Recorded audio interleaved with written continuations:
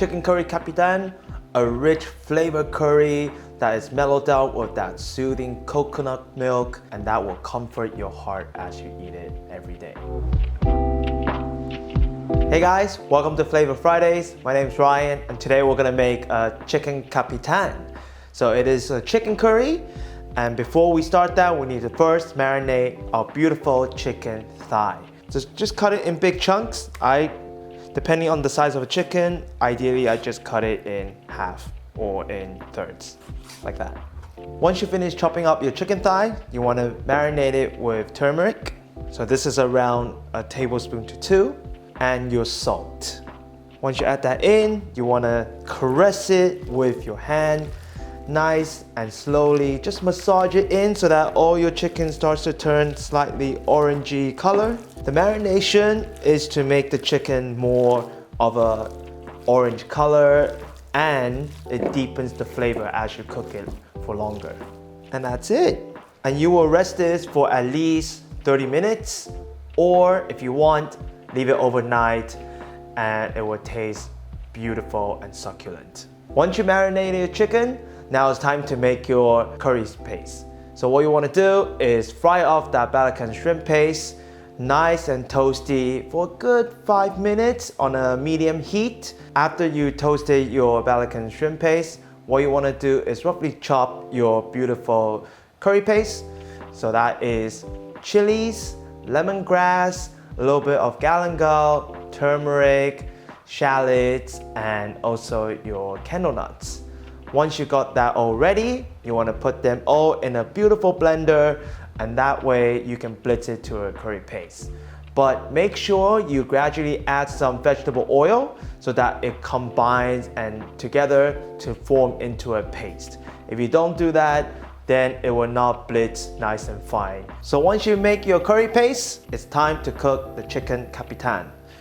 So first things first, what you want to do is add a heaped tablespoon of oil, and you want to fry off your kaffir lime leaves. That's going to accentuate the flavor.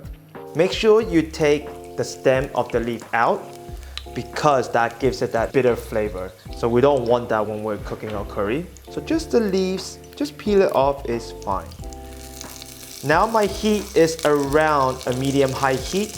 If it's too high, you will burn the curry paste, and if it's too low, you're not gonna cook it through. So make sure you have enough heat to cook your curry paste. Once you fried your kaffir lime leaves, time to add your paste.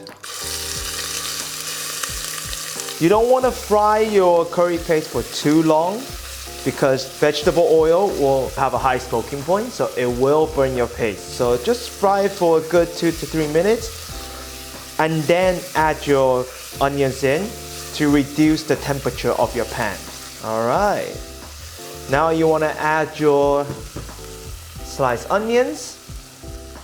Make sure you cook your onion translucent, and that way your curry paste and your onion can be fully incorporated together to form a lovely paste, and it will be nice and sweet but also aromatic at the same time.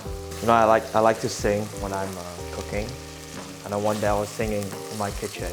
My singing is really bad. Singing every breath you take, like every breath you take, and then in the end I just heard like a little giggle, like like what the, oh my god, I embarrassed myself. So once your onion is translucent, probably about 5 to 10 minutes, just keep a check through it.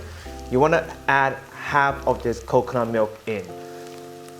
Actually, this coconut milk is the coconut oil and the fat from the top of the can, so never shake your can, and you want to use that fat to cook it. So just add half of it in for now. Once you add it in, you can start scraping the bottom, and these are all delicious flavor that you've cooked out from the curry paste and the onion.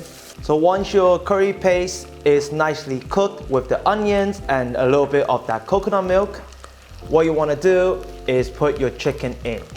You want to cook this around a good 10 minutes. It doesn't have to be fully cooked yet because the liquid itself, afterwards, we're going to cook that through, and that will make sure the chicken is fully cooked. So once your chicken has been cooked for a good 10 minutes, what you want to do is add your water in. The amount of water you want to add in is approximately 500 mils, but a good indication is until it's topped. So if your chicken is nicely covered with water, that's a good indication to make your curry nice and flavorful. And what you want to add last is this beautiful potato that I chopped for you guys, and you want to add it in now. Bring it up to a boil and then turn it down to a simmer for a good 30 minutes, and then your curry will be done. So after you simmer for 30 minutes, it's gonna look something like this. So it's nice and stew-like.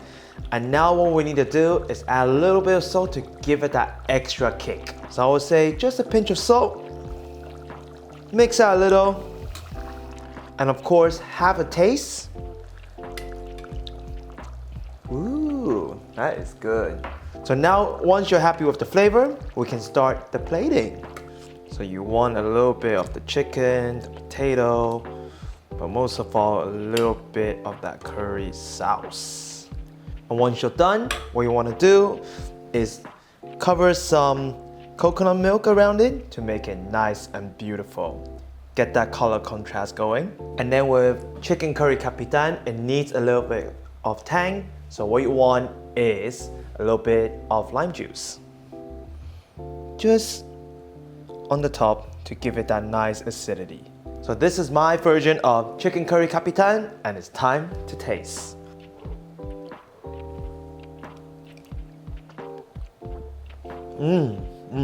It's a hearty dish. Potato is so creamy because you've been cooking that for so long, for a good 30 minutes. The chicken is nice and juicy, packed with that curry flavor, and the coconut milk just mellows the spiciness, so it just creates that nice soothing taste to your palate.